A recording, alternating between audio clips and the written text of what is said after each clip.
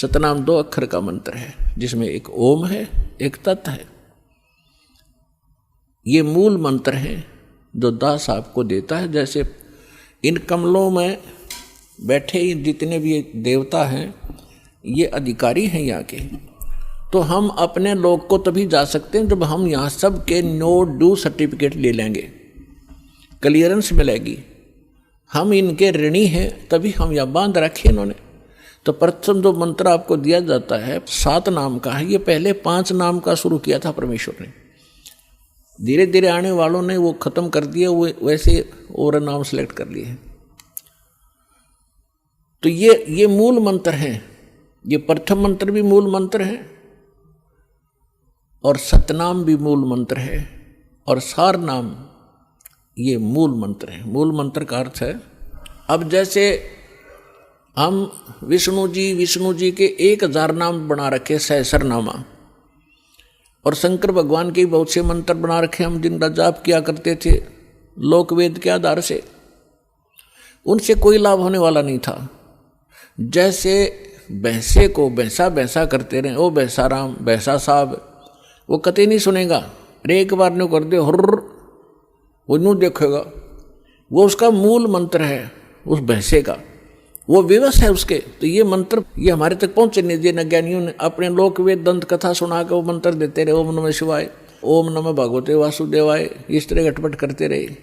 या सतनाम, ओंकार, रंकार, ये अटपट, ये कोई मंत्र है? ये है वो मूल मंत्र। इसी प्रकार ये सतनाम है, ये भी मूल मंत्र है। इनसे प्रभाव ज्यादा पड़ता है, एकदम सतर्क हो जाते हैं और तुरंत ही हमारी तरफ आकर्षित होते हैं ये शक्तियां। और तीसरा मंत्र है वो तो अनमोल मंत्र है, सारनाम जिसे कहते हैं। इसकी तो आज तक छींट भी नहीं लगने दी थी परमात्मा ने। जितने भी महापुरुष हुए हैं सबको परमात्मा ने सतर्क कर दिया था, सारा ज्ञान समझा के कि हमारा और काल का एक संघर्ष चल रहा है। जब 5505 वर्ष बीत जाएंगे कलयुग की, उससे पहले इसको डिस्क्लोज नहीं करना। धर्मदास साहिब जी से कहा था, धर्मदास मेरी लाख दुहाई, ये सार शब्द और ये मूल ज्ञान तो दास साहब को बता रहे, ये है मूल ज्ञान। 33 अरब ज्ञान हम भाखा, 33 अरब वाणी बोली, और मूल ज्ञान हमने गुप्त ही रखा है। ये है मूल ज्ञान जो दास को दिया है। और यही सभी महापुरुषों से परमात्मा ने स्पष्ट कर दिया था कि अभी तुम जाप करो, अपना कल्याण करवाओ, क्योंकि ये भोले हैं, अभी इनको ज्ञान है नहीं। आप ये नाम सुना दोगे, आने वाले समय में काल के दूत भी यही मंत्र देते मिलेंगे सभी को, तो हम भिन्नता कैसे बताएंगे नकली और असली की? तो वो तो महापुरुष थे, जैसा कि वेदों में लिखा है कि परमात्मा वहां से सतलोक से चलकर आते हैं, दृढ़ भक्तों को मिलते हैं। दृढ़ भक्त श्रेष्ठ आत्माएं, दृढ़ भक्त, ये सभी दृढ़ भक्त थे। इन्होंने आगे जुबान नहीं खोली किसी को ये मंत्र बता दूं। उदाहरण के लिए, जैसे आप भाई बाले वाली एक जन्म साखी है, जिसको पूरा सिख धर्म एक विशेष आदर और विशेष प्रमाणित ग्रंथ मानते हैं कि बाला और मर्दाना के साथ गुरु नानक देव साहिब जी की जो वार्ता हुई वो सारी ज्यों की त्यों लिपिबद्ध है। उसमें एक समुद्र की साखी आती है, यानी समुद्र का प्रकरण है कि बाला और मर्दाना ने गुरु नानक देव जी से कहा था कि गुरुदेव हमने श्रीलंका नहीं देखी, वो दिखाओ। आंखें खोली, आंखें बंद की तो समुद्र के किनारे खड़े हो गए। समुद्र पर के जाके परली पार जाना था श्रीलंका में। तो नानक साहिब जी ने कहा कि तुम वाहिगुरु वाहिगुरु करते हुए मेरे पीछे पीछे आ जाओ।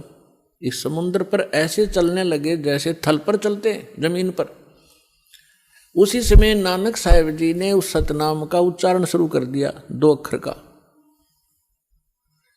और उस मर्दाने ने वह नकल कर ली कि हम तो वाहिगुरु वाहिगुरु जप रहे हैं और गुरु जी 2 नाम का जाप अलग से है, वो जाप कर रहे।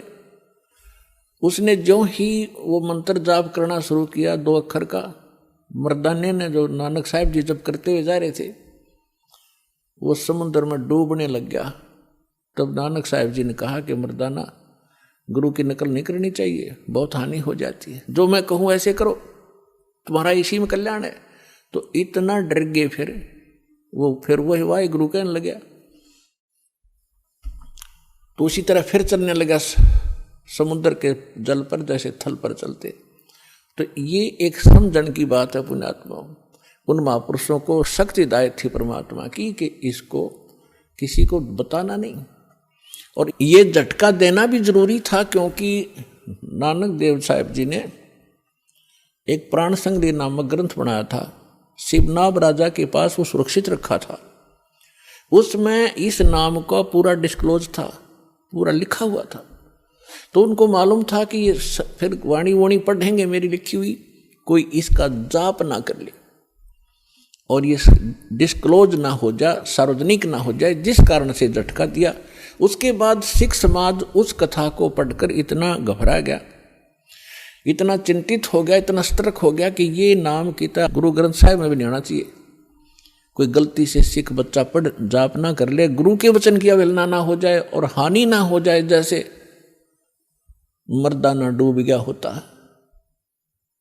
तो पुण्यात्माओं, ये संतों के खेल होते हैं। गुरु नानक जी जाप कर रहे हैं उसी मंत्र का 2 अक्षर का, और मर्दाने को मना कर दिया क्योंकि परमात्मा का आदेश था। और जो विधि ये संत बताकर गए हैं, जैसे गरीबदास जी, धर्मदास जी, नानक साहिब जी और ये जितने भी महापुरुष, ये परमात्मा से परिचित हुए। इन्होंने जो वाणी बोली, ये परमात्मा की वाणी के तुल्य ही असर करती है। तो पूरे सिख समाज में वाणी का पाठ, भंडारे आदि उसी समय शुरू कर दिए, वाहे गुरु जाप करते हैं।